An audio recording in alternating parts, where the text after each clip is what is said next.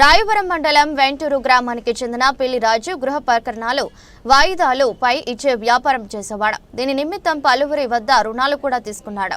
రుణాలు అధికం కావడంతో కుటుంబం ఆత్మహత్య చేసుకోవడానికి భార్యతో సంప్రదించగా ఆమె అంగీకరించలేదు.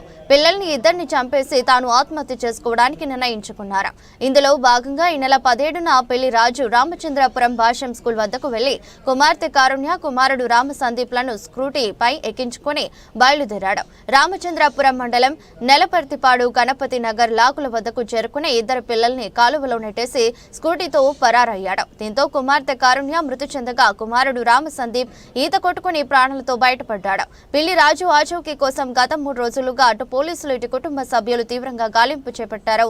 ఈ నేపథ్యంలో పిల్లి రాజుకు సంబంధించిన స్కూటీ ఎదురులంక యానం బాలయోగి వారధి వద్ద లభ్యమైంది. రామచంద్రపురం పోలీసులు ఇక్కడకు చేరుకుని 4 బృందాలుగా ఏర్పాటు చేసి రాజు మృతదేహం కోసం గోదావరిలో గాలింపు చర్యలు చేపట్టారు. యానంలో ఆత్మహత్య చేసుకోవడానికి ధైర్యం సరిపోలేక పిల్లి రాజు రాజనగరం మండలం రాధయ్యపాలెం గ్రామంలోనే బంధువుల ఇంటికి చేరుకుని జరిగిన విషయాన్ని వారికి తెలిపాడు. బంధువుల సూచనల మేరకు మండపేట రూరల్ పోలీసులకు లొంగిపోయాడు. పిల్లి రాజును అరెస్ట్ చేసి కోర్టులో హాజరుపరిచారు. నమస్కారం అండి. మొన్న 17వ తారీఖు మార్చి 17వ తారీఖు రాయవరం మండలం వెంటూరు గ్రామానికి చెందిన పిల్లి రాజు అనే అతను తన ఇద్దరు పిల్లల్ని తీసుకుని భాష్యం స్కూల్లో రామచంద్రపురం టౌన్లో చదువుతున్న తన ఇద్దరు పిల్లల్ని తీసుకుని మధ్యాహ్నం 1 గంటల సమయంలో గణపతి నగరం దగ్గర ఏటిగట్టు దగ్గర కాలువలో పడేయడం జరిగిందండి. తన ఇద్దరు పిల్లల్ని, కొడుకు పేరు రామ్ సందీప్ 10 ఏళ్ళు, కూతురు పేరు కారుణ్యశ్రీ 7 ఏళ్ళు. వీళ్ళిద్దరు పిల్లల్ని పడేసి తన పరారీలోకి వెళ్ళడం జరిగింది. అందులో కూతురు కారుణ్యశ్రీ చనిపోవడం జరిగిందండి. ఆ రోజే కొడుకు ఈదుకుంటూ బయటపడి వాళ్ళ ఇంటికి వచ్చి జరిగిన విషయం చెప్పడం జరిగింది. అతను పరారీలో ఉన్న విషయమై మా పోలీసుల దృష్టికి రావడంతో మేము కేసు నమోదు చేసి ఆ పరారీలో ఉన్న పిల్లి రాజు కోసం గాలింపు చర్యలు చేపట్టడం జరిగింది. అయితే అతని బైక్ నిన్న యానంలో దొరకగా యానం కాలువలో పడిపోయాడన్న అనుమానంతో యానం కాలువలో ఇంకా ఇక్కడి నుంచి యానంకి వెళ్ళే కాలువలన్నీ ముమ్మరంగా గాలింపు చర్యలు చేపట్టడం జరిగింది జిల్లా ఎస్పీ గారి ఆదేశాలతో.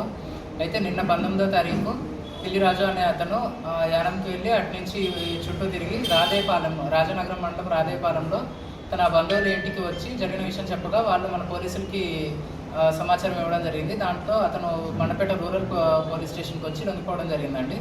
దాంతో అతను అదుపులోకి తీసుకొని ఈరోజు రిమాండ్కి పంపడం జరుగుతుంది. అది ఏ కారణం చేత ఇది ఇలా చేసడానికి?